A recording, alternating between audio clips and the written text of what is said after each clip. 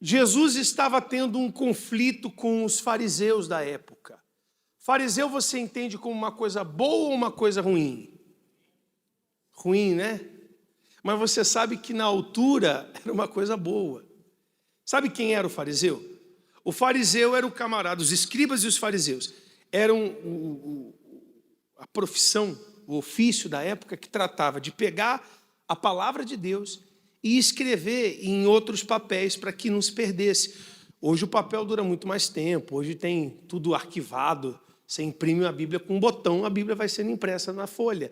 Naquela época tinha que escrever e reescrever. Então os escribas e os fariseus eram uma coisa boa, eram consideradas pessoas espirituais, conhecedoras do quê? Da palavra de Deus. Por que a gente tem como uma coisa ruim? Porque Jesus desmascarou os escribas e revelou-os como hipócritas, que conheciam a palavra, mas não praticavam. Mandava os outros fazer, mas não faziam. Aquela velha história, faz o que eu falo, mas não faz o que eu faço. Então, não era uma coisa ruim, mas eles agiram de uma forma tão negativa naquela época, que hoje quando você fala, seu fariseu, é uma coisa ruim. O fulano parece um fariseu, é igual Judas. Alguém colocou o nome no filho de Judas? Não. Você conhece algum Judas? Você pode conhecer de repente pela qualidade de ser um Judas, mas não pelo nome de Judas. Mas sabe o que significa Judas? Iluminado. Olha só. O significado de Judas não é ruim, mas o camarada estragou o nome. Então o fariseu não era uma coisa ruim, era uma coisa boa. Tem alguém tirando foto lá atrás, eu nem sorri. Tira foto agora não, pessoal, preste atenção na palavra. A palavra, esse é o momento mais importante da reunião. Amém. Por favor, não deixa nada tirar a sua atenção. Nada e ninguém. Vai para o versículo 37. Depois você pode ler tudo em casa. Mas olha o que Jesus falou com os fariseus. Bem sei que sois o quê? Descendência de Abraão. Eu sei que vocês têm sangue de Abraão. Geneticamente falando, biologicamente falando, vocês são filhos de Abraão. Contudo, procurais matar-me, porque a minha palavra não entra em vós. Vocês são filhos de Abraão, mas porque a palavra de Deus não entra em vocês, não adianta nada. A palavra tem que entrar. Sabe, às vezes eu me deparo atendendo pessoas que têm um tempão de igreja, mais tempo do que eu. E aí você vai conversando com a pessoa e você vai vendo que ela vem de altos e baixos na sua vida com Deus. Aí você pergunta, você é batizado nas águas? Sou. Você se batizou quando? A última vez, quer dizer, já foi às águas várias vezes. A última vez foi não sei quando. Aí você pergunta, valeu? Aí a pessoa diz, bispo, sinceramente, não. Quer dizer, está na igreja, mas a palavra ainda não entrou. Aí a pessoa fala, poxa, eu parei de fazer um monte de coisa errada, eu melhorei bastante. Mas você ainda tem mágoa? Tenho. Da minha esposa, do meu marido, do meu filho. Quer dizer, a palavra ainda não entrou. E não é um caso, não. Eu atendo praticamente todos os dias. E todos os dias eu faço as mesmas perguntas e tenho as mesmas respostas. Aí você pergunta assim, por exemplo, quem aqui você pode dizer para mim assim, bispo, Deus é o primeiro na minha vida? Não, sinceramente. Bispo, Deus é o primeiro para mim. Levanta as duas mãos e fala eu. Então você é batizado com o Espírito Santo. Não, amém não. Porque se Deus é o primeiro na sua vida, Logo, você tem que ser batizado com o Espírito Santo. Porque quando eu faço dele o primeiro, então eu recebo o Espírito Santo. Se eu ainda não recebi o Espírito Santo, é porque ele ainda não é o primeiro. Eu posso até falar que ele é o primeiro, mas na prática ele não é. Está faltando alguma coisa. Está dando para entender sim ou não? Não é conhecer muito a Bíblia ou fazer tudo certinho, entre aspas. Porque foi o que Jesus encontrou aqui. O discurso de Jesus foi pesado, a gente vai chegar lá. Mas ele falou, a palavra não entrou. A minha palavra não entrou. A palavra de Deus tem que entrar. Quando a palavra entra, eu obedeço. Eu não tenho dificuldade para obedecer o que Deus me fala, porque a palavra entrou. Eu não faço porque o bispo falou, porque o obreiro falou, porque o pastor pregou, porque eu me senti constrangido. Não! A palavra entrou, já era. Já era. Então Jesus falou para ele, vocês estão tentando me matar? Vocês estão agindo dessa forma, mesmo conhecendo a letra, mas vocês agem assim porque a palavra não entrou.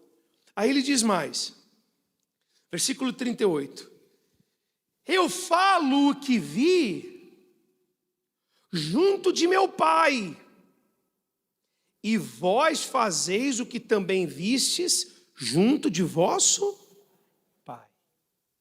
Então Jesus está dizendo o seguinte, nós somos filhos de pais diferentes. A palavra do meu Pai entrou em mim, eu estou fazendo o que Ele mandou.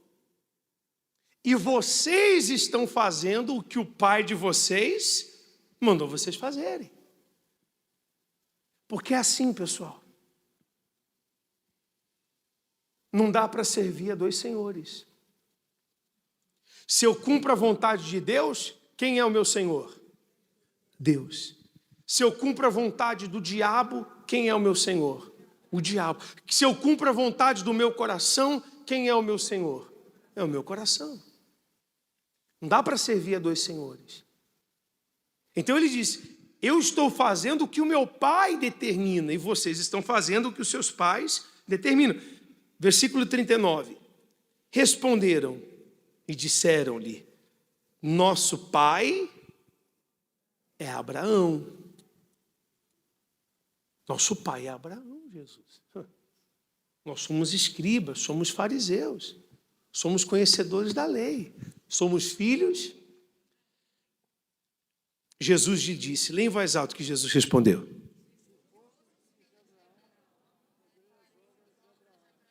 Se fosseis filhos de Abraão, faríeis as obras de Abraão. Se de fato vocês fossem filhos de Abraão, vocês agiriam como Abraão agiu. Como é que Abraão agiu? A palavra entrou em Abraão? Entrou ou não?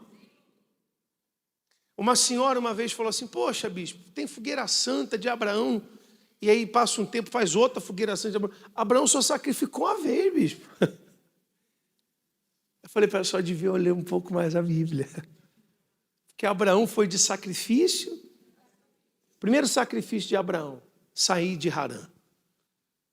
Abraão, sai da tua terra, da tua parentela, da casa do teu pai, e vai para uma terra que eu ainda vou te mostrar. Se isso não é sacrifício, eu não sei o que é.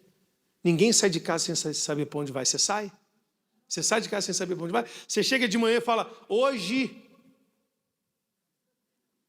É assim? Ninguém faz isso. Ninguém pega um avião sem saber onde o avião vai parar. Ninguém entra num ônibus sem ter certeza que o ônibus vai para aquele lugar. E às vezes você está em dúvida, você fala, motorista, esse ônibus passa lá? Ah, pá, então tá bom. Ninguém. Ele saiu de casa sem destino. Abandonou tudo. Primeiro sacrifício. E foram vários sacrifícios. Teve que se separar de Ló. Deus falou, deixa Ló ir. Manda teu sobrinho embora. Se dividiu. Foi para o deserto. Depois foi circuncidado. Já um senhor, Deus mandou que ele se circuncidasse. Outro sacrifício. Ofereceu os animais que Deus pediu a ele. Outro sacrifício. Lá na frente sacrifica Isaac. Outro sacrifício. Despede Agar e Ismael, outro sacrifício,